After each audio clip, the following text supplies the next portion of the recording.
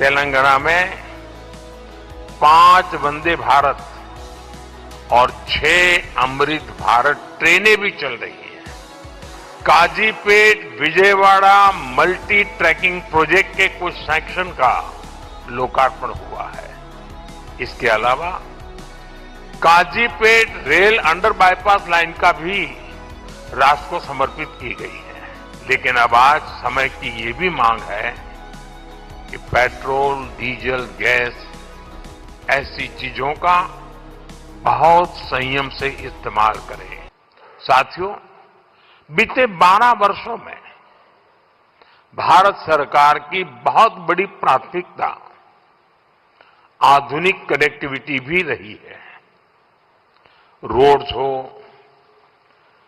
Railway हो, airport हो, connectivity के हर मोड़ पर अभूतपूर्व निवेश किया जा रहा है।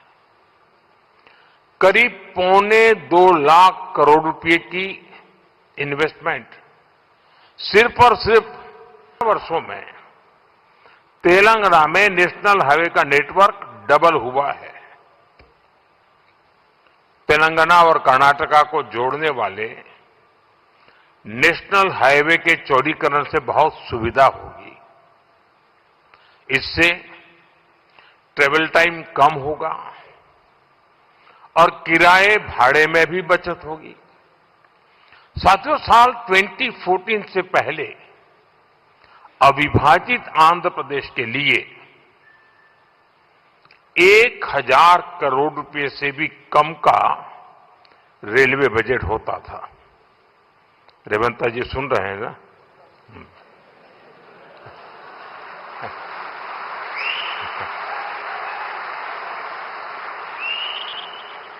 संयुक्त आंध्र के समय रेलवे का बजट 1,000 करोड़ रुपए से भी कम था।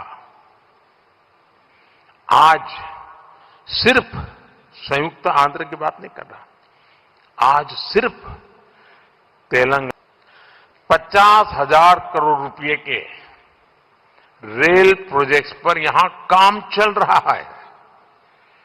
तेलंगाना में 5 वंदे भारत और 6 अमृत भारत ट्रेनें भी चल रही हैं। साथियों, अभी कुछ देर पहले Kazipet Vijayawada multi tracking project के कुछ सेक्शन का लोकार्पण हुआ है। इसके अलावा Kazipet rail under bypass line का भी राष्ट्र को समर्पित की गई है। इन सुविधाओं से सफर भी आसान होगा और ट्रांसपोर्टेशन की गति भी तेज होगी। साथियों, 21वीं सदी की इस दुनिया में बिना ऊर्जा सब काम ठप पड़ जाता है। एनर्जी सिक्योरिटी का क्या महत्व है, ये आज दुनिया का हर व्यक्ति महसूस कर रहा है। इसलिए भारत की एनर्जी सिक्योरिटी पर हमारी केंद्र सरकार अभूतपूर्व निवेश कर रही है। मलकापुर में इंडियन ऑयल के नए टर्मिनल का उद्घाटन इसी दिशा में एक बड़ा कदम है।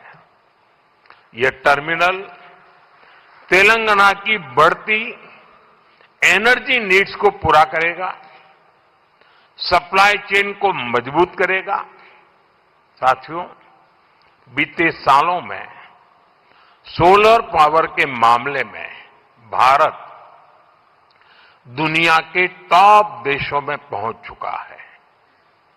पेट्रोल में इथेनॉल ब्लेंडिंग को लेकर अभूतपूर्व काम हुआ है।